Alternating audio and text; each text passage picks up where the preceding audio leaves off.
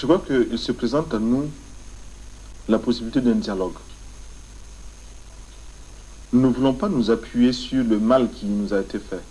Nous ne voulons pas nous appuyer sur le vol et le viol qui ont été commis chez nous pour nourrir et entretenir permanemment et continuellement une haine, une réprobation contre qui que ce soit.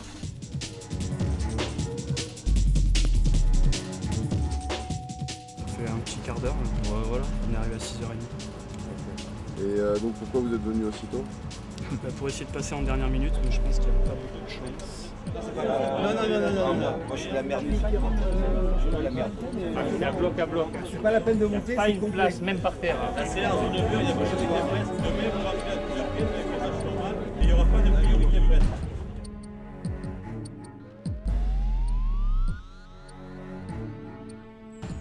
Je crois que ce qui est intéressant à Cannes, c'est l'exposition des œuvres, plus que les récompenses.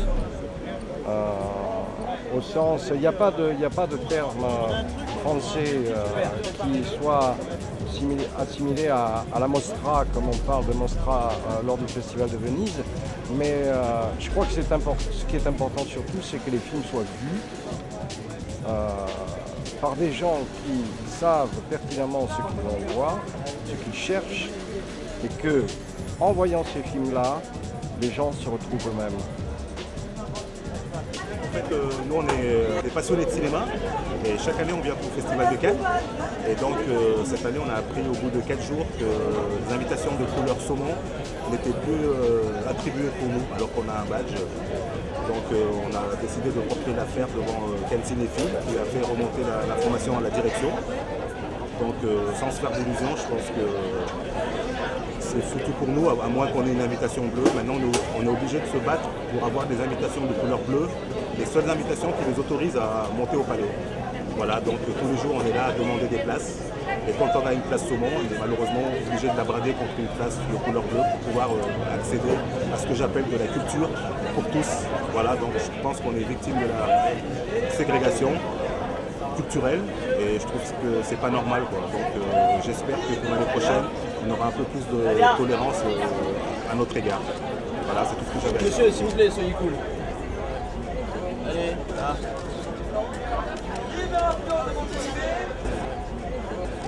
Si vous ne ferez pas, ouais. Qu'est-ce que vous feriez Pour une invitation, rien du tout, juste demander, mais pas plus. Non, je pourrais aller plus loin, je pense, je sais pas. Ah ouais, ouais, un truc bien salace. Enfin, pas de la prostitution, mais Une invitation, s'il vous plaît, une invitation.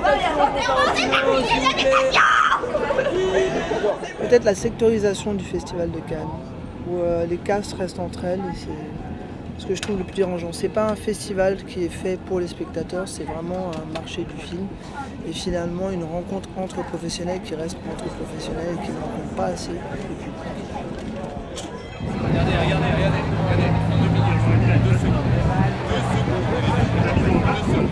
Votre place orange, je vous attends. arrêtez. Vraiment des places, c'est vraiment beaucoup plus difficile cette semaine que la semaine dernière, quoi. Et après, à titre personnel, j'ai eu la chance de voir le Quentin Tarantino, c'est la publicité mensongère, c'est vraiment pas terrible, donc allez pas le voir. Bon, ça fait un peu 2h30 qu'on est là, on n'a toujours pas de ticket. La séance a lieu dans 2h30, donc on a le temps. On a le temps encore de trouver, on n'est pas désespéré, on va sans doute aller se manger un morceau. L'an passé, on nous a proposé d'en acheter certaines. On en a acheté une fois, on avait acheté l'an passé pour le Tché.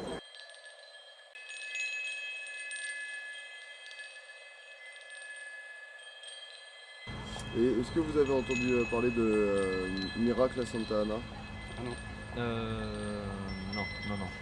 Je confonds avec un autre. C'est quoi ça?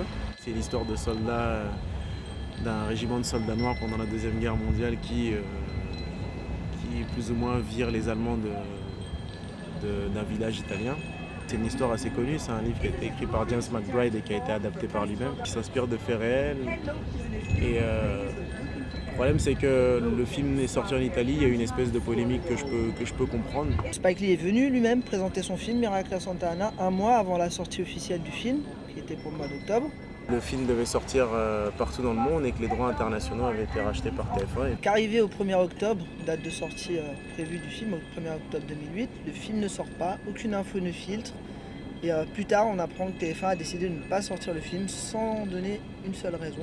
Puis que voilà quoi, le film a disparu, j'avais vu les affiches, tout ça. Je savais qu'un nouveau film arrivait, j'ai attendu pendant plusieurs mois pour un film qui finalement n'est pas sorti. Pour un réalisateur comme Spike Lee,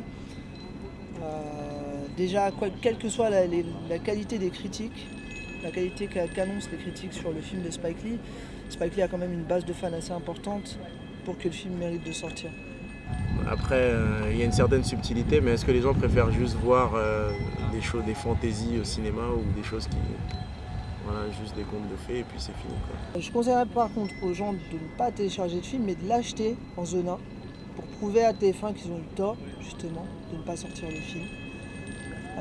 Prouver aussi que le piratage, c'est pas non plus forcément la solution, mais surtout prouver à Spike Lee qu'il a raison de se battre contre TF1 pour autoriser la sortie de son film ici. C'est un truc qui gêne vraiment, parce que si on en revient, moi j'ai joué dans un autre film aussi qui s'appelait Les Enfants du Pays. C'est un peu la même histoire que les tirailleurs d'Afrique noire en fait, parce que c'est on a tout fait pour occulter leur existence et pour occulter cette partie-là de l'histoire et qu'ils ont existé. Faut pas se leurrer, hein, la France dans laquelle on vit est quand même un peu hypocrite. Donc je n'exclurais pas cette possibilité, mais ce serait clairement pas la première raison pour laquelle je dirais que le film a été censuré. C'était plus de la moitié des soldats de l'armée française, des soldats noirs.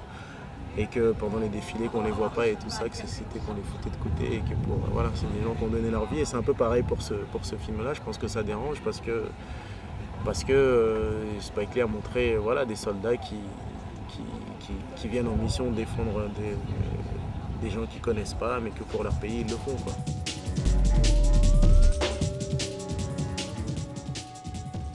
Si la presse ils n'ont pas de billets, ils passent. Là, c'est sûrement la maison de prod qui a demandé que tous les journalistes étaient sur le. Ouais, bah, même là.